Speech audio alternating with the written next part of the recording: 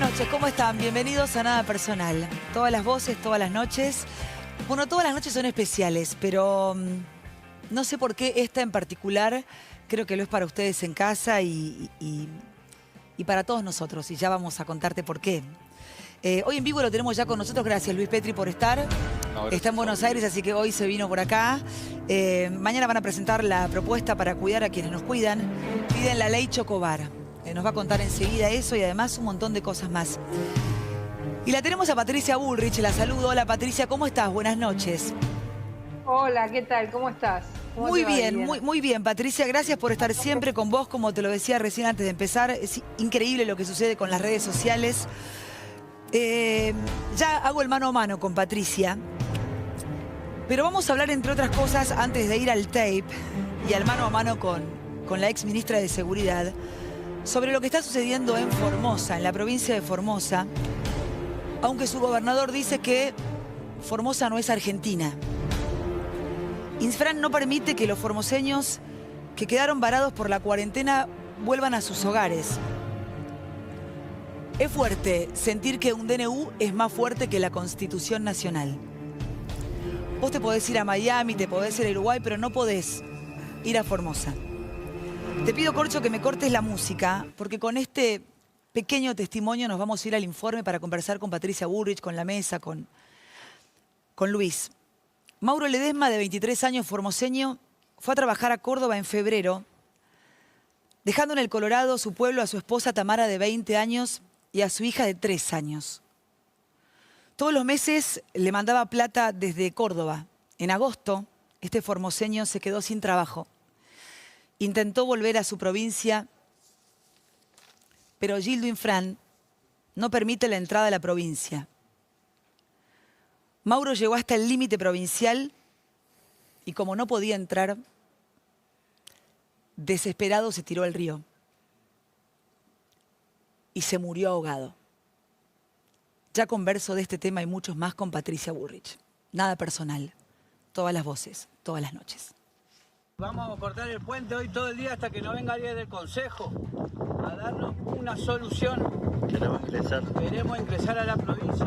Estamos en el límite de Chaco, Formosa, donde la policía de Formosa no nos deja ingresar por el permiso de ingreso que se solicitó hace 3 meses y otras personas hace 4. La decisión de este gobernador para enfrentar la pandemia, que es una decisión, como dije hace un rato, ejemplar. Tengo domicilio en Clorinda para hacer la cuarentena, tengo el terreno donde voy a construir mi casa y nos vamos a dedicar a la salud a trabajar en Clorinda. Hace 15 días que he pedido el permiso a COVID-19 y solamente tengo el número de trámite. Necesitamos una respuesta del gobierno de la provincia de Formosa y no necesitamos el informe policial de todos los días, necesitamos que un político se acerque y nos pregunte siquiera cómo estamos. No toleran de que Formosa tenga 166 casos diagnosticados. Queremos acompañar la política sanitaria del gobierno de Formosa. Nosotros somos formoseños, nacidos y criados ahí. Necesitamos, por favor, que el gobierno se haga cargo, que trabaje por nosotros y necesitamos volver a nuestra casa. Hace un mes solicitamos los permisos y todavía no están. No tenemos dónde estar, no tenemos dónde vivir. Estamos en la calle. Ministra, hace pocas horas un organismo internacional dijo que no son creíbles ni confiables los datos de la Argentina con respecto a la pandemia. ¿Qué nos puede decir al respecto? Gracias. Formosa no es la Argentina. Formosa no es la Argentina. Yo solamente puedo dar fe de los informes que damos todos los mediodías y que ustedes conocen. Así que y yo no creo que no sean confiables como dicen, más todavía viniendo de una universidad del Reino Unido. Bueno, si nuestros enemigos dicen eso de nosotros, bueno, y ustedes creen, allá. Yo por lo menos no me trago este tipo de informes. Bueno, ya conversamos con Patricia Bullrich. Formosa es Argentina, no es Argentina. La ministra de Seguridad sonríe cuando eso dice Infran. Y la gente que se muere, la gente que nos llega a Formosa Patricia, buenas noches, te saludo una vez más, gracias por estar. Cuando lo escuchás al gobernador de Formosa, a la ministra de Seguridad, en el medio de esta cuarentena que está dejando tanta gente en el camino, es tan doloroso, es tan difícil no conmoverse con lo que uno escucha. ¿Qué pensás, qué sentís, Patricia? Bueno, en primer lugar, el gobernador muestra todas las características de un gobierno monárquico, de un gobierno que decide todo por fuera de la ley, no hay código penal, no hay constitución, se rige por la ley del feudo, ¿no? Esto es muy triste para la Argentina y además él mismo lo dice, yo no soy Argentina, soy Formosa, como si Formosa fuera una tierra liberada de la Argentina, un feudo aparte, poniendo fronteras, poniendo límites, no dejando pasar a las personas. Esto viene de hace muchos meses, que hay muchas personas que han tratado de entrar a Formosa, volver a su tierra y no han podido. Y el caso más triste es este joven que volvió de Córdoba sin trabajo, que es otra de las realidades de la pandemia, se quedó sin trabajo, volvió y murió en el río. Yo conozco bien ese lugar, he sido 4 años ministra, conozco bien esos ríos muy traicioneros, muy difíciles, muy complicados, y seguramente lo intentó por la desesperación, porque si no nadie se tira a ese río porque es muy complejo. Y por otro lado, una ministra que se dice progresista, defensora de los derechos humanos, que no defiende los derechos humanos de ningún ciudadano y que más que el progreso defiende el retroceso de la Argentina, la feudalización, una persona que en vez de pensar que la Argentina tuvo problemas por estar fuera de un índice internacional, dice que eso es una universidad inglesa. La verdad que una antropóloga formada en la Universidad de Buenos Aires, formada en universidades extranjeras, diga o acepte y se ría de esa aseveración retrógrada porque porque una universidad inglesa, es decir, un sistema de universidades arma una pauta para medir los dígitos de la Argentina. El mismo ministro de Salud ayer dijo, tiene razón la universidad, estamos contando mal, no estamos haciendo las cosas bien. Y se ría, la verdad, ministra, vuelva a la universidad, vuelva a la ciencia, vuelva a las cosas lógicas, no se ría por ser políticamente correcta con un señor feudal, eso es lo que yo le diría. Qué impresionante, ¿no? Porque por un lado uno siente que este es un gobierno que habla tanto del feminismo, del empoderamiento de la mujer, y después hay tantas mujeres con cargos tan importantes que aplauden al poder de turno. A mí me impacta ese raro feminismo de no enfrentarte a un señor feudal y sonreírte cuando dice la cantidad de cosas que dice Infran, que son inhumanas. La verdad, recién veíamos a Mauro Ledesma en pantalla mientras vos hablabas. A mí me parecería imposible, si estuviera en el lugar de la ministra, sonreír con ese chiste malo que hace Infran. Y de verdad, en muchos casos a veces no entiendo este empoderamiento femenino que a veces creo que claramente no es tal.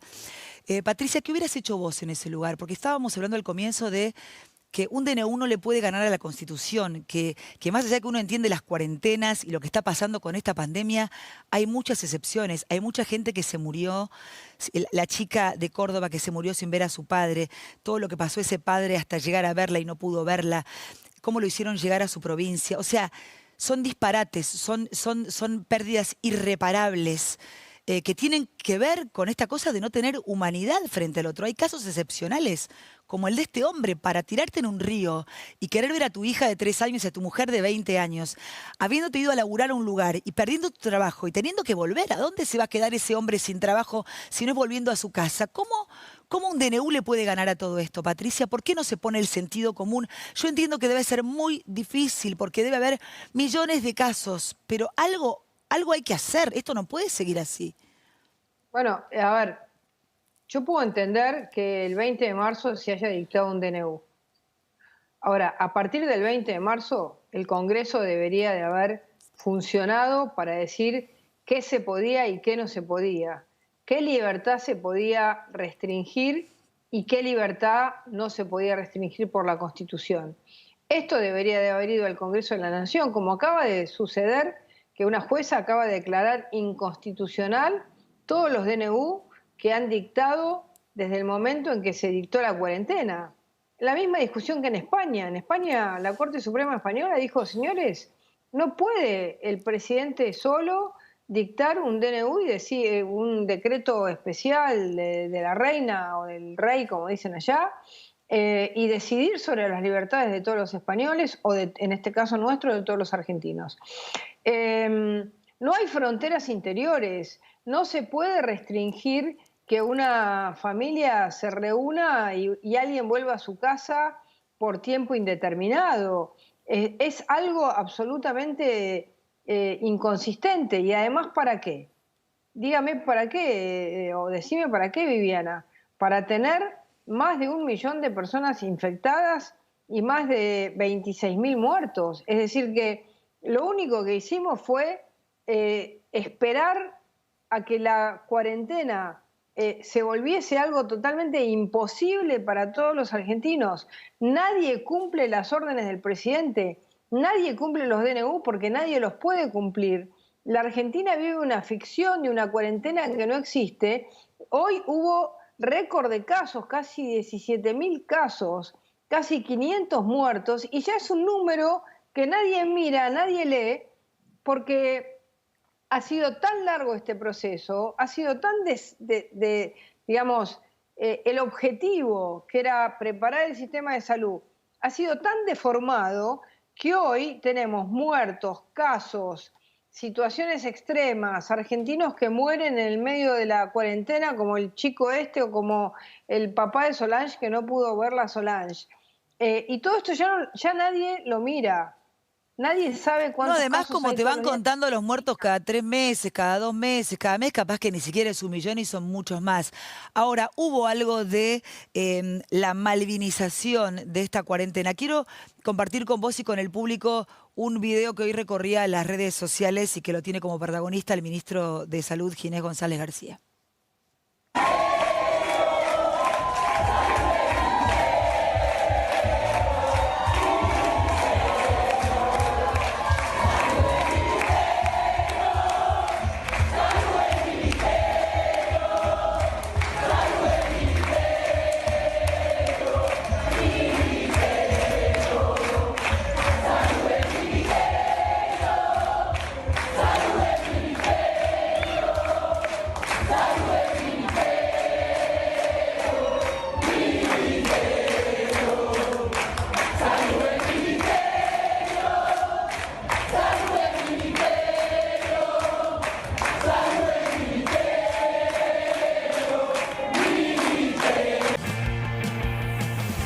Bueno, te agarrás la cabeza, como todos, Patricia, cuando ves esto. Yo, insisto, vuelvo a pedir la entrevista públicamente con el ministro de Salud. Quiero hacer esa entrevista.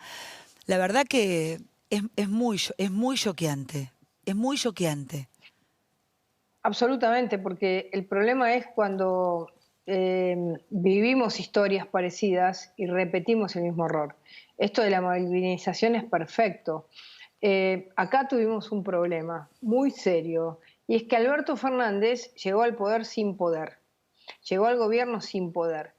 Y como llegó al gobierno sin poder, y de golpe las primeras imágenes de la cuarentena, esto que estamos viendo, lo pusieron como una especie de lugar de privilegio, donde la gente decía qué estadista, mirá los PowerPoints que hace, es una persona que es un profesor. Él se la creyó, y como se creyó eso, hizo que todos los argentinos paguemos la necesidad de que él tenga un poder que no, digamos, si bien ganó en las urnas, no es una realidad, no es una realidad. Entonces, el presidente nos hizo pagar a todos los argentinos haberse quedado pegado a esta imagen del triunfo de una situación que en la Argentina nunca pasó, nunca nos fue bien con la cuarentena, nunca nos fue bien con la pandemia, nunca nos fue bien con el coronavirus, porque se confundieron, dijeron salud o muerte. Bueno, hubo salud y muerte, no hubo ni salud ni muerte. Es decir, la situación que vivimos es terrorífica. Hoy estamos a 7 meses de una cuarentena donde todavía lo tenemos a Kicillof, que no abre una sola escuela en la provincia de Buenos Aires, una sola escuela en la provincia de Buenos Aires. Los chicos siguen sin ir a la escuela, imposible, año perdido para todos, comercios cerrados, gimnasios cerrados, teatros cerrados. La temporada es más o menos lo que tienen que hacer los intendentes para presentar un protocolo de la temporada con Kicillof. Es soviético. Es soviético, mire, diga saludo uno cuando entra a Pinamar, después tiene que ponerse el barbijo, tiene que ir a la playa con barbijo. Una cosa en la que la gente se va a ir a Brasil. No entienden, no pueden entender que están destruyendo el país con esto que han hecho. No lo pueden entender. No pueden entender que los chicos no miran más una computadora, no lo pueden entender, no sé dónde viven. No sé, vayan a la casa de una familia, de cualquiera, elijan al azar una familia y miren lo que pasa en la casa de esa familia. Miren cómo son las relaciones de los papás con los hijos, miren cuántas horas están en la computadora, miren lo que está pasando. Entre cualquier barrio, no me importa, Florencio Varela, Ituzaingó, San Isidro, vaya a cualquier lado y que miren lo que está pasando. ¿Saben cómo quedó esta frase? Quédate en casa. Quédate en casa, son 4 millones de argentinos que se tienen que quedar en la casa porque no tienen más trabajo. Es quédate en casa porque no tenés laburo. A ver si entendemos lo que hicieron. Es terrible lo que ha pasado. Y la pobreza va al 50% porque nos han llevado a cerrar el país para tener la misma cantidad de casos que hubiéramos tenido si el país hubiera tenido una cuarentena inteligente. Entonces, ¿dónde estamos parados? No, y además uno siente, Patricia, la verdad es que no hay una autocrítica, ¿no? Porque si hubiera una autocrítica, digo, la verdad es que nadie manejó hasta acá una pandemia, por lo menos en los últimos tantos años. Quiero decir, era una cosa muy difícil de manejar apenas asumió, pero hoy se podría hacer una autocrítica. Yo no lo veo a Ginés haciendo una autocrítica. Ayer reconoció que los datos, qué sé yo, pero después Goyán te tira los muertos que hay y se pelean con el gobierno de la Ciudad de Buenos Aires. El presidente Alberto Fernández dijo hace no mucho tiempo que con Macri hubiera habido 10.000 muertos y ya llevamos 20 y pico de miles de muertos, si es que no hay muchísimos más. Es incomprobable a esta altura. No funcionó la salud, no funcionó la economía. No sé, el otro día, yo creo que vos no coincidís con lo que dijo Quirós. Quirós como que de alguna manera avaló eso, ¿no? Como que la cuarentena o quedarse en casa ayudó un montón para organizar el tema de salud, hospitales, etcétera. Pero creo que vos no compartís eso con Quirós. No coincida con Quirós. ¿Por qué? Lo que yo digo es, no es que no coincida. Okay, 2 meses, claro. 2 meses o 2 meses, vos tenés que volver a una situación en la que el país tiene que convivir con su realidad y volver a tener actividades como pasó en todos los países del mundo. Nosotros hoy somos el 5º país del mundo en casos, teniendo 45 millones de habitantes contra países de 250 millones de habitantes o de 1.000. Y estuvimos 7 meses cerrados. Yo coincido con Quirós que los 2 primeros meses eran para arreglar el sistema de salud. Pero nada más. Después de eso, ¿qué diferencia hay abrir ahora que abrir hace 5 meses? Y destruir todo. ¿Vos sabés lo que son 4 millones de personas que no tienen laburo ahora? Impresionante. Entonces, 4 millones de personas, sobre cuántos millones de personas trabajaban en la Argentina y además en negro. Entonces, yo coincido en que al principio está bien. Además, cuando vos vas a mirar lo que realmente pasó, el maquillaje de nuestro sistema de salud, porque tampoco armás un sistema de salud en 2 meses, no nos engañemos, ¿no? Tal cual, imposible. El maquillaje de nuestro sistema de salud lo hicimos en Capital y Gran Buenos Aires. No lo hicimos en el resto del país. El resto del país no recibió lo mismo, ni Santa Fe, ni Córdoba, ni Neuquén, ni Río Negro, ni Jujuy, ni Corrientes. Recibió lo mismo que recibió la Ciudad de Buenos Aires o el Gran Buenos Aires, donde el presidente dijo, el virus va a estar acá. Decretó que el virus iba a estar ahí, que no se iba a ir a ningún otro lado. A ver, el virus vino de Wuhan y recorrió el mundo. ¿Por qué no iba a ir a Mendoza o por qué no iba a ir a Neuquén? Es un análisis un poco cerrado, una mente cerrada, pensar que va a viajar a Wuhan y se va a quedar en Buenos Aires y no va a ir a Neuquén. ¿Por qué? Es decir, ilógico. Entonces, lo que yo digo es que no teníamos que haber pagado los costos que pagamos. Bueno, ahora, vamos a hablar de futuro. El 25 de octubre, el presidente tiene la oportunidad de cambiar, de no repetir exactamente lo mismo que hizo del 20 de marzo al 25 de octubre. O el 25 de octubre va a ser exactamente lo mismo y nos va a mandar 20 días más a guardarnos a un lugar donde nadie se guarda. ¿Qué va a hacer el presidente el 25 de octubre? Eso es lo que yo quiero saber. Porque cuando uno hace las mismas cosas, obtiene el mismo resultado. Lo dijo Einstein hace muchos años. ¿Vamos a hacer exactamente lo mismo para obtener el mismo resultado? Bueno, ese mismo resultado es dólar alto, economía destruida, familias destruidas, educación destruida, salud mental destruida.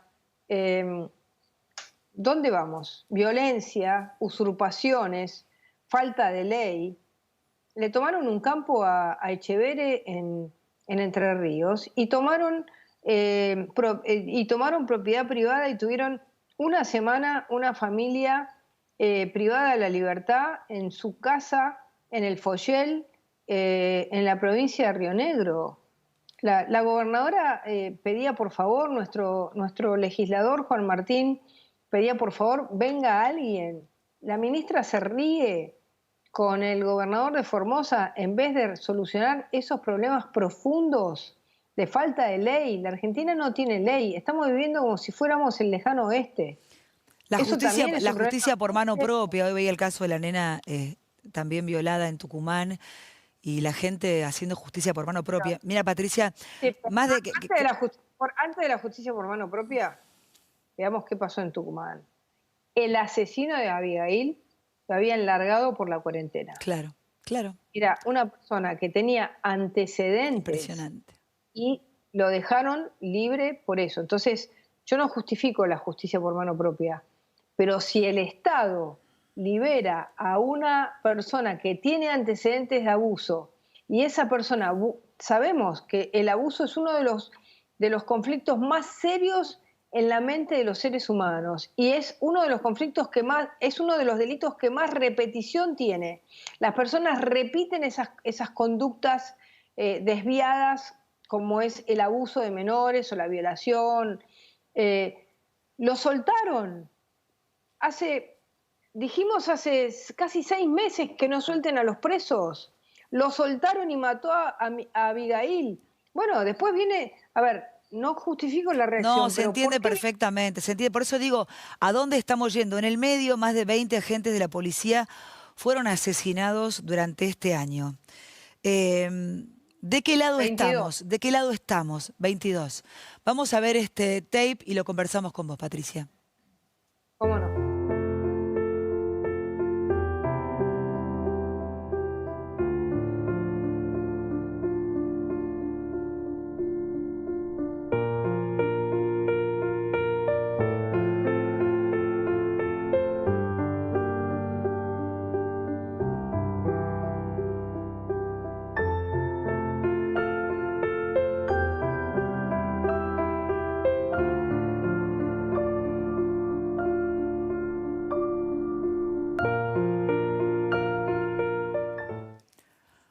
Bueno, Patricia,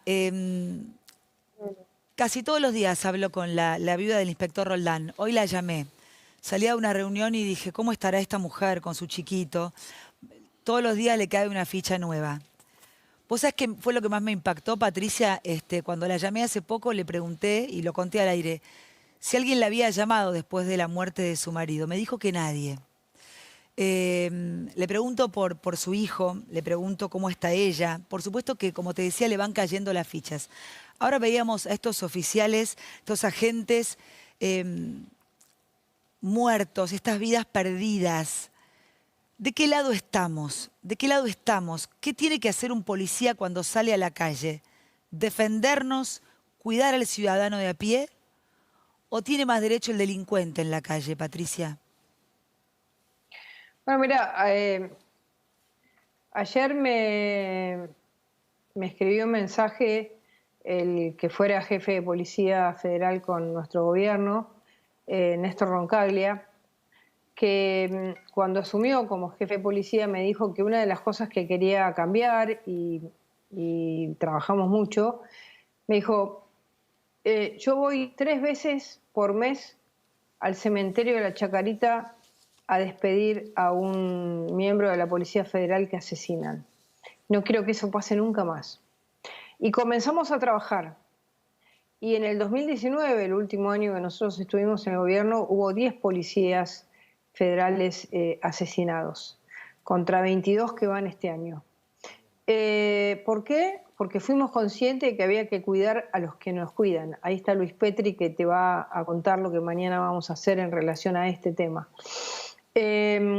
A la Policía Federal, a la Gendarmería, a las policías de todo el país, no solamente a la Policía Federal, a todas las policías del país, a la Policía de la Provincia de Buenos Aires, las han dejado indefensas, tienen miedo, no quieren actuar. Entonces, cuando un policía no quiere actuar, tiene miedo de actuar, termina muerto. Como le pasó al inspector Roldán. Lo terminan matando o lo terminan condenando una parte de la justicia o una parte de la política a chocobar por defender a la gente. En consecuencia, lo que ha vuelto, y ayer se publicó en el Boletín Oficial de la República Argentina, es la falta de protección a los policías. Derogaron todos los reglamentos que daban a la policía protección. Ahí te va a contar el diputado Luis Petri que vamos a luchar en el Congreso para que vuelvan aquellas reglas, aquellos artículos del Código Penal que deben proteger a la policía cuando actúa. A la policía y a todas las fuerzas y de todo el país. Las han dejado absolutamente desprotegidas y por eso es que volvimos a tener el número de muertos de policías que tuvimos antes de nuestra gestión, porque nosotros los protegimos, nosotros dijimos cuidar a quienes nos cuidan. Hoy están a la deriva y así lo sienten y así me lo hacen saber todos los días. Yo recibo mensajes de policías de todo el país todos los días y recibo cartas, mensajes de familias, de policías, que nos cuentan que están a la deriva y que saben que esto es ideológico. Y esto no es ideológico. La vida de una persona, tenga uniforme o no tenga uniforme, es igual. El que no distingue que la vida de una persona que tenga uniforme es el que piensa que es distinto quien tiene uniforme a quien no tiene uniforme, lo que hace es generar la ideología de la segregación y la discriminación de aquel que nos protege. En consecuencia, lo que hace es dejar desprotegida a la sociedad por una ideología que nos termina matando. Terrible. Así que nosotros esperamos volver al gobierno para volver a retomar estos temas que son importantes, que son trascendentes y son de fondo. Ahí tenés a uno de los principales especialistas de la Argentina, que es Luis Petri, que te va a poder explicar en detalle. Pueden saludarse si quieren, que termine una entrevista y comienzo la otra. Hola, Pato, mañana nos vemos. Mañana vamos a estar Ahora vamos a contar. Gracias, Patricia. Siempre es un placer conversar con vos. La próxima te espero acá en el estudio.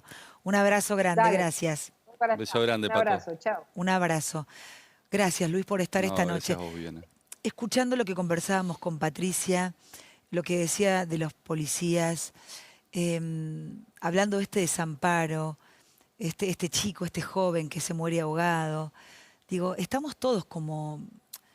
Y no quiero solo hacer hincapié en este gobierno, en general, digo, ¿no? Para no seguir apuntando con el dedo, pero digo, mientras escuchaba a Patricia con mucha atención y veía a ese hombre que ya no está, o el inspector Roldán, o tantos policías que se mueren, y la gente que se va muriendo a diario por montones de tragedias que no solo tienen que ver con el COVID, sino lo que repercute en sus vidas, pensaba que estamos tan desamparados en un punto, tan huérfanos de poder, de que nos cuiden. Yo entiendo que es un desborde para el Estado hacerse cargo de todo, pero ¿dónde estamos parados hoy? ¿Qué van a presentar mañana? ¿Cómo ves todo esto? Vos que sos tan duro en este caso. No, lo que sucede es que hemos retrocedido. Vos acabás de hablar con la mejor ministra de Seguridad del 83 a la fecha, una persona que mejoró todos los índices y todas las estadísticas, desde la lucha contra el narcotráfico, que claramente es una cuestión federal, y lo demuestra a partir de números, incautaciones y detenciones. Pensá que en el 2015, cuando nosotros asumíamos, Argentina era el tercer puerto de embarque de cocaína. Prácticamente cuando detenían a una persona en el exterior y le decían de qué puerto venía, en tercer lugar mencionaba la Argentina, después de Colombia y después de Brasil. Pensá también que se importaba efedrina en cantidades exponenciales, 45 toneladas de efedrina cuando la industria farmacéutica, que fundamentalmente se utiliza para los resfríos, no necesita más de 40-50 kilos de efedrina. Digo, Argentina peligraba de ser cooptada por el narcotráfico, teniendo en cuenta que teníamos fronteras permeables. O sea, para que eso suceda hay que ser cómplice. Lógico. Es imposible. Condenas bajas, un sistema judicial que es propenso a la corrupción, unas fronteras porosas, digo, un sistema institucional que lo permitía, leyes con sanciones de muy bajo monto. Vino Patricia y lógicamente se revirtió esta política de seguridad fundamentalmente contra el crimen organizado, pero particularmente lo que ocurrió fue que se fortaleció institucionalmente a la policía. Pero cuando hablamos de fortalecer institucionalmente a la policía, no significa respaldar a los malos policías, al contrario. Esos malos policías se apartaron de las fuerzas.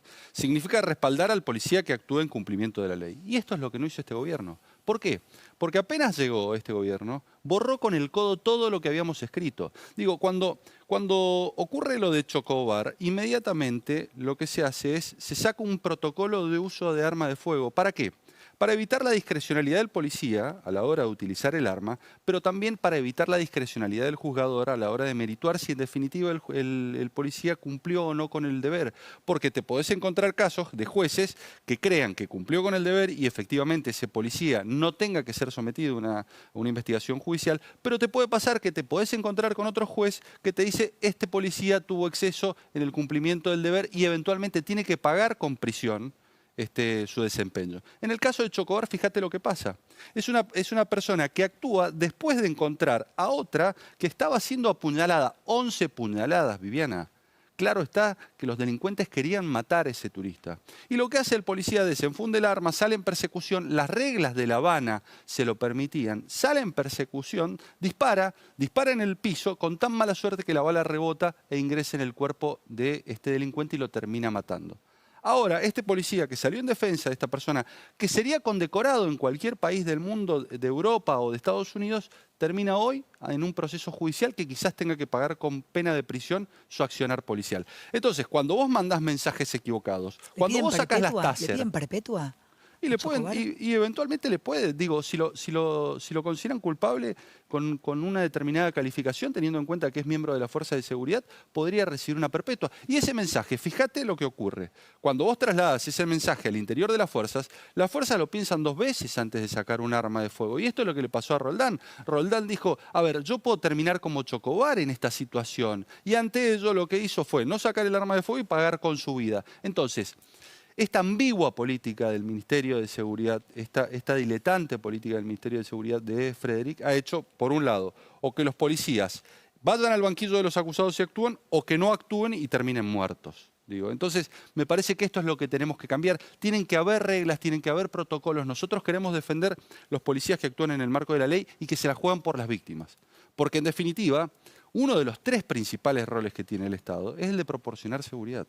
Y para proporcionar seguridad tenés que tener fuerzas de seguridad profesionalizadas, capacitadas, con armas letales, pero con armas no letales. Y no le tenemos que tener miedo.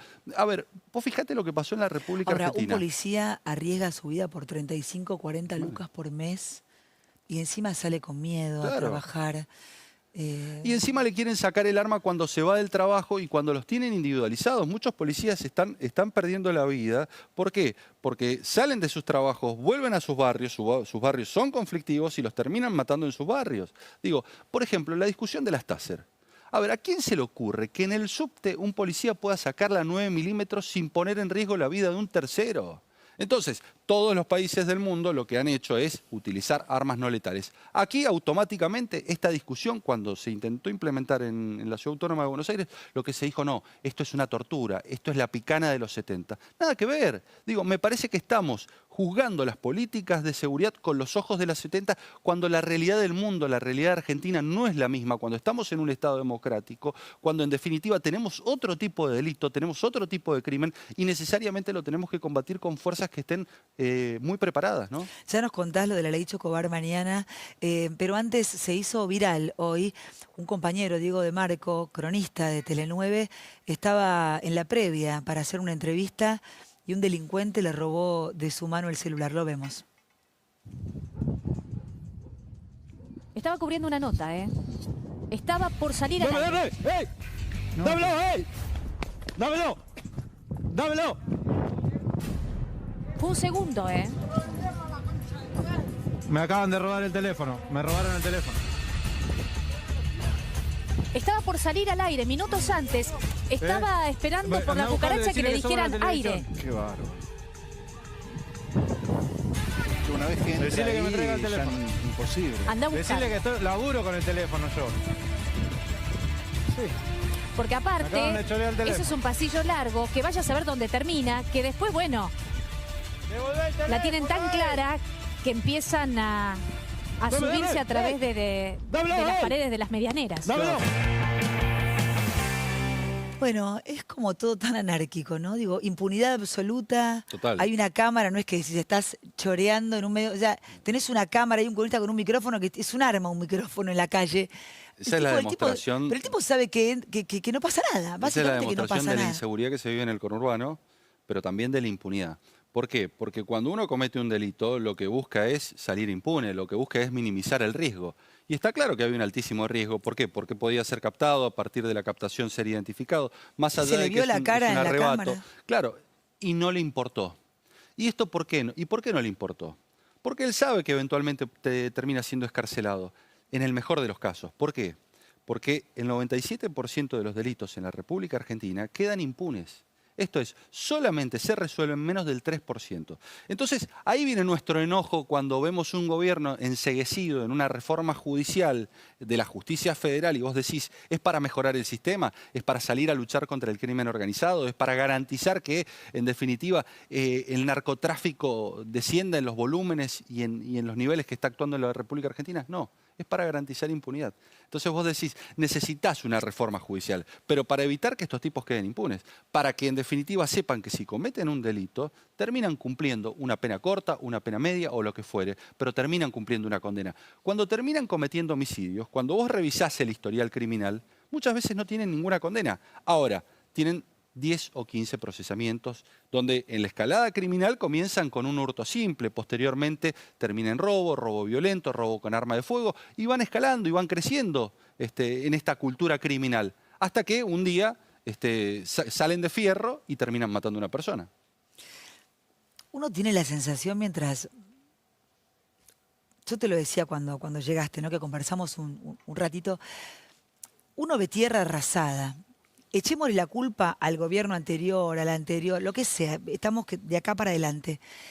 Es tierra arrasada, económicamente hablando, moralmente hablando. Estabas hablando recién de la reforma judicial. Ayer iba a haber alguna novedad con respecto a lo de la Corte y los 3 jueces, y la verdad es que se postergó. No sé si la Corte quiere dar un paso al frente, si la Corte quiere ser, no sé, quieren ser cortesanos. No entiendo claramente hacia dónde vamos, pero sin justicia, sin salud, sin una economía que funcione. Hoy con un dólar que se disparó a 183, ahora le voy a preguntar a los chicos, a Javi, puntualmente sobre el dólar. ¿Hacia dónde vamos? Bueno, está todo íntimamente entrelazado. ¿Por qué? Porque, a ver, la situación económica va a mejorar en tanto y en cuanto mejore la confianza que los que tienen que invertir en el país, sean nacionales o extranjeros, tengan. Y para que exista esa confianza tiene que haber reglas de juego y tiene que haber un Estado de Derecho.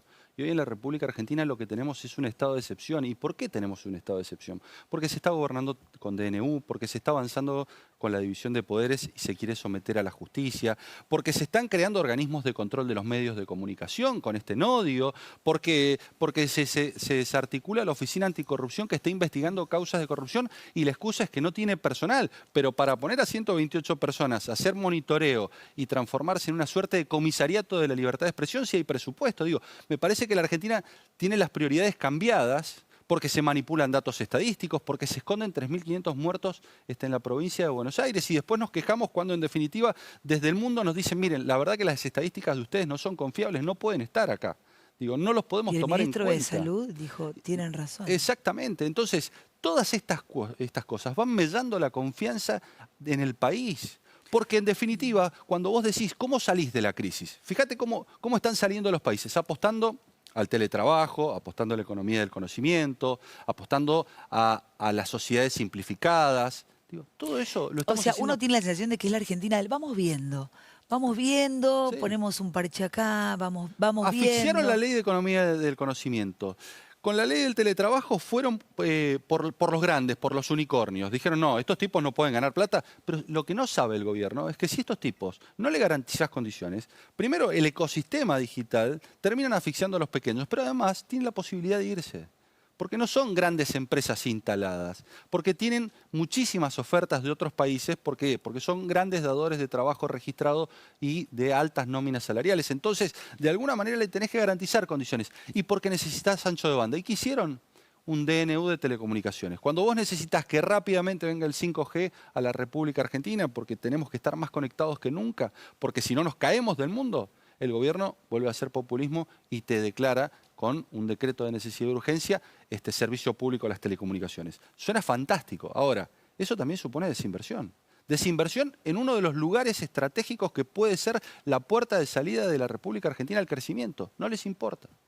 Y además pensaba, cuando dijiste recién populismo, coqueteamos con gobiernos bastante autoritarios como Venezuela, como Nicaragua, lo que pasó hoy con la ONU. ¿De qué lado estamos? ¿Qué estamos haciendo? Bueno, ¿hacia dónde estamos yendo? A ver, hoy Argentina no acompañó una resolución pidiendo elecciones libres a Venezuela. Digo, en Venezuela, cuando todos sabemos que lo que necesita Venezuela para normalizarse son elecciones libres. Y ayer el presidente, sin barbijo, sin cumplir reglas de distanciamiento social, se saca una foto alegremente con Evo Morales festejando un triunfo, pero en un país que no está para festejos. Lo decía recién Patricia, somos el 5º país con más contagios, somos el 12º con mayor cantidad de muertes. La economía está totalmente asfixiada, pero además de estar asfixiada tenemos 13% de desocupación con más de 3.600.000 puestos de trabajo perdidos, pero la pobreza va a crecer porque hoy la pobreza está contenida artificialmente con planes que ya se sabe que no se van a mantener más allá de diciembre. Entonces, cuando vos saques los IFE, cuando vos saques los ATP, ¿qué te va a quedar en pie? Y cuando vos, en definitiva, corrijas la brecha cambiaria, porque en algún momento la República Argentina va a tener que corregir esa brecha cambiaria que es la más alta de los últimos 30 años. Y eso te va a terminar impactando en inflación. Y eso te termina generando un descalabro de pobreza superior al 50%. Y esto es lo que no se dan cuenta desde el gobierno. Mira, yo decía en el mes de mayo... Ahí tenemos la foto, la que vos hablabas recién. Fíjate, predicando con el ejemplo se llama esa foto. Sí. Sí. La verdad que... es muy incómodo, es muy incómodo. Uno quisiera no tener que hacer críticas, uno quisiera decir que las cosas están bien. Y la verdad que es difícil. Y te están diciendo que te quedes en tu casa, que respetes la cuarentena, o que ya no hay más cuarentena, pero estamos en cuarentena por todo lo que pasa, lo veíamos recién en Formosa. Y ves al presidente con Evo Morales. Y además yo vi el festejo de Evo Morales, que también era un despelote de gente, una al lado de la otra. Pero, cuando se sacan esta foto, como la de Moyano la otra vez, ¿en qué están pensando, Pero además Luis? puede ganar elecciones. Evo Morales puede ganar, por no las ganó él, puede ganar elecciones. Sí, ahora, eso no purga que haya intentado reformar la Constitución, eso no purga que haya intentado cooptar la Corte Suprema de Justicia. Me parece que acá es como que las elecciones hacen borrón y cuenta nueva. Es como que, Cristina Fernández de Kirchner en su alegato ante la Cámara dijo, a mí ya me absolvió el pueblo en las elecciones. No, el pueblo lo que hizo fue votarla. Pero la que tiene que absolver o condenar es la justicia. No es el pueblo el que termina absolviendo en los casos de corrupción. Hay una confusión muy grande respecto de esto. Esto no termina de limpiar la imagen de Evo Morales y todas las atrocidades que ha terminado cometiendo en Venezuela. Está bien, lo ha legitimado popularmente y ha ganado una elección legítimamente, pero nada más que eso. Pero el problema es dónde se termina alineando la Argentina. Digo, ¿con qué países? Me parece que nosotros teníamos en el gobierno anterior una clara alineación a los países de Europa, y Estados Unidos y China. Hoy volvimos a alinearnos con Venezuela, volvimos a alinearnos con Ecuador, volvimos a alinearnos con Bolivia, volvimos a alinearnos con Irán. Digo, me parece que no son los socios que nos pueden llegar a ayudar a salir en esta crisis que seguramente va a ser muy difícil en el 2021. Javi, hablanos del dólar, 183, y además Gendarmería hoy estuvo recorriendo algunas cuevas, ¿no?, del microcentro. Sí, hoy fue un día, Vivi, donde se vio mucha incertidumbre, mucha preocupación en el mercado cambiario.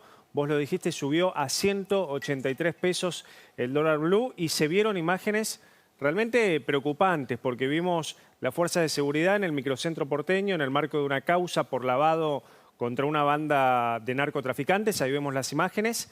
Fíjate, fusiles, armas, gendarmes, todo en el microcentro. ¿Esto qué hizo, Vivi, y qué provocó?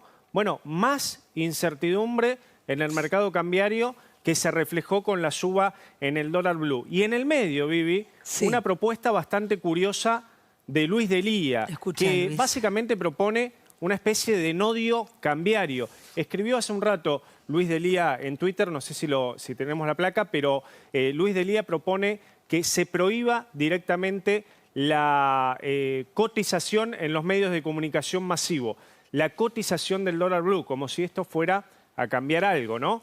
Sí, si el blue es ilegal, propongo, dice Luis Delía, se prohíba de manera terminante su cotización en los medios de comunicación masivo. También es loco que Gendarmería esté en las cuevas. Loco, digo, o sea, vos estás que te cuiden el narcotráfico. No, pero aparte que te cuiden en la calle, que cuiden a la gente que la afanan, que la matan, que yo Gendarmería va a recorrer las cuevas. El problema no es el dólar, el problema es el peso. Y el problema del peso lo tenemos porque tenemos un gobierno que no genera confianza.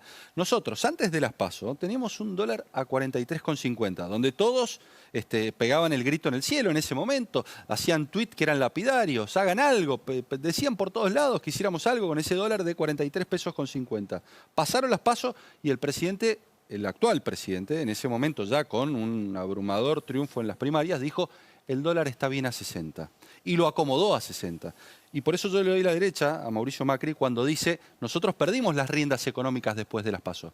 Y está claro que después de las PASO, quien terminó manejando las variables económicas era el que mayor expectativa tenía de ganar las elecciones, que era Alberto Fernández. Era lógico que la brecha era muy alta y por lo tanto el que terminaba condicionando y negociando con el fondo, recordemos, era el propio Alberto Fernández. Luis, en toda la caracterización de las políticas que efectivamente haces del actual gobierno, está claro que el gobierno de Mauricio Macri estaba en las antípodas, digamos, ¿no?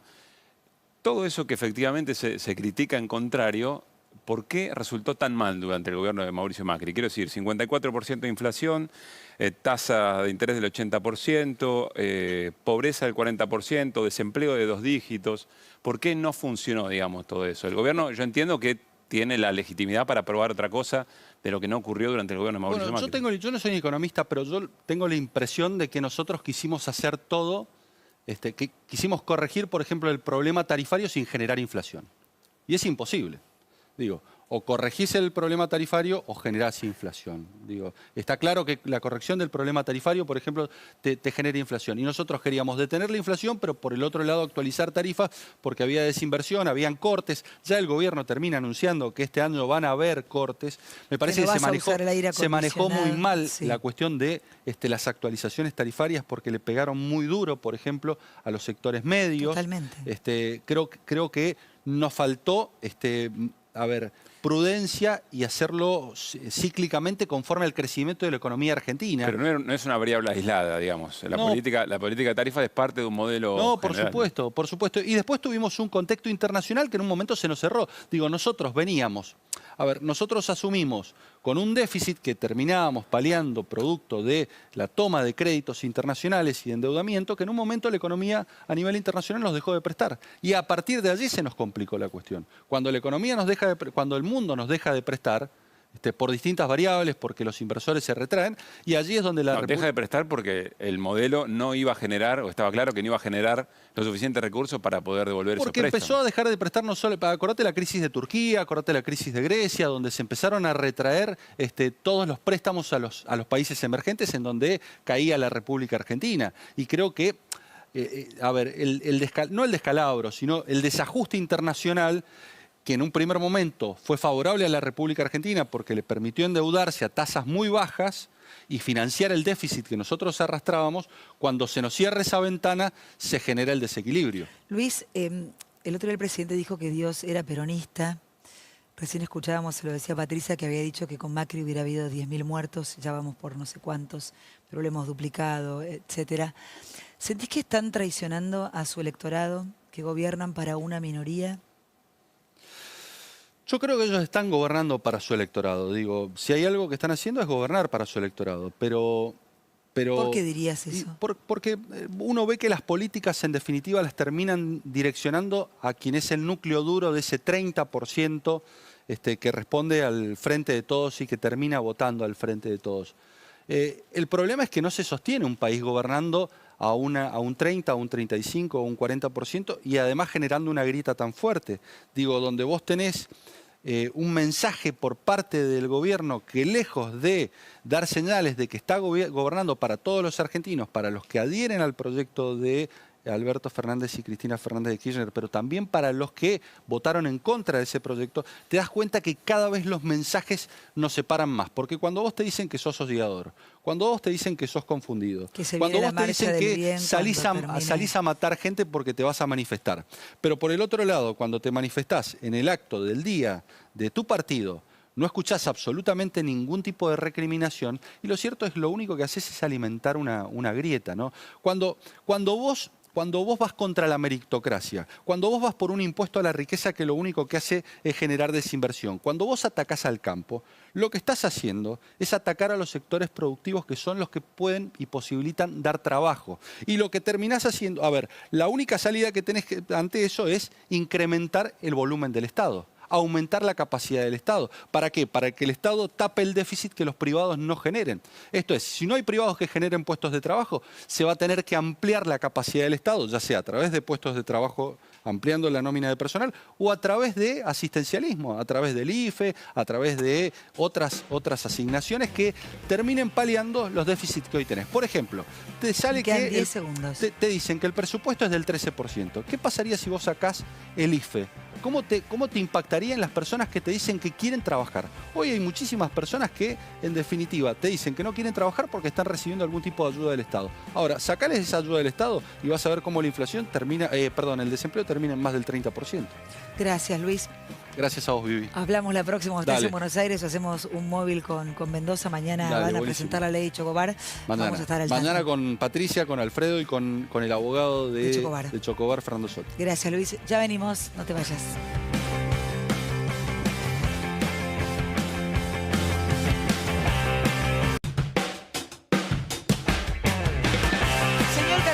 Información pequeña que nos vamos. Con mucha preocupación para quienes efectivamente no hablan de ese tipo de aperturas, y me imagino que también importante para el gobierno de la Ciudad de Buenos Aires, se está evaluando la reapertura, la vuelta a clases de jardín en talleres de 5, digamos, ¿no? En sala de 5. Veremos qué es lo que pasa en los próximos días. Javi. Bueno, algunos centros turísticos van a cobrar una tasa COVID, se llama. Son 100 pesos en el caso de Pinamar, voluntario, no es obligatorio, pero bueno, estaba generando polémica. Nos vamos, sigan con Tele9. Un beso a nuestro cronista querido que por suerte recuperó el teléfono. Un abrazo fuerte a los formoseños, a los argentinos, a toda la gente que habita el suelo argentino. Un abrazo enorme, son tiempos muy duros. Que no nos domine, no nos gobierne el odio de ninguna manera, ni de un lado ni del otro. Y ojalá podamos en esta mesa humildemente ser la voz de todos ustedes cada noche. Esta mañana, como todos los días a las 11. Y a nuestros invitados, gracias siempre por estar a esta hora que es muy tarde. Chau, hasta mañana.